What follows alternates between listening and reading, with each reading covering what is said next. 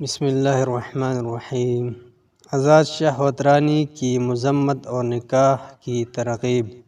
سورہ نساء میں اللہ تعالیٰ نے سفاح کو زنا کے مترادف کے طور پر لا کر اس سے بھی نفرت دلائی ہے۔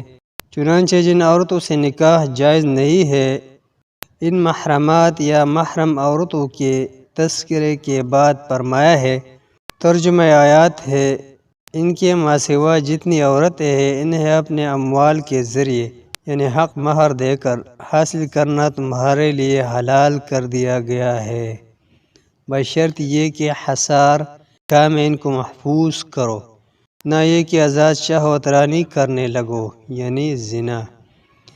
اس سے اگلی آیات میں آزاد عورت سے نکاح کی استطاعت نہ ہونے کی شکل میں کنیزوں سے نکاح کی طرف توجہ دلاتے ہوئے اس کا جو فلسفہ بیان فرمایا ہے وہ کچھ یوں ہے، ان کی سرپرستوں کی اجازت سے ان کے ساتھ نکاح کر لو اور معروف طریقے سے اس کا حق مہر ادا کر دو تاکہ وہ حصار نکاح میں محفوظ ہو کر رہے۔ آزاد شہوت رانی نہ کرتی پھرے اور نہ چوری چھپے اشنائیاں کرے۔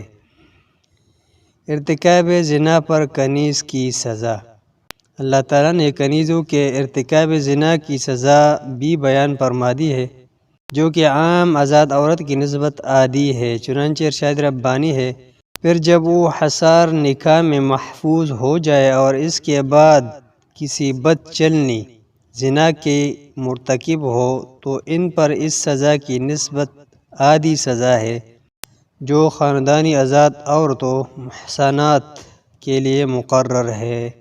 یہ سہولت تم میں سے ان لوگوں کے لیے پیدا کی گئی ہے جن کو شادی نہ کرنے سے بند تقوی کے ٹوٹ جانے کا اندیشہ ہو، لیکن اگر تم صبر کرو تو یہ تمہارے لیے بہتر ہے، اور اللہ تعالیٰ بخشنے والا رحم کرنے والا ہے۔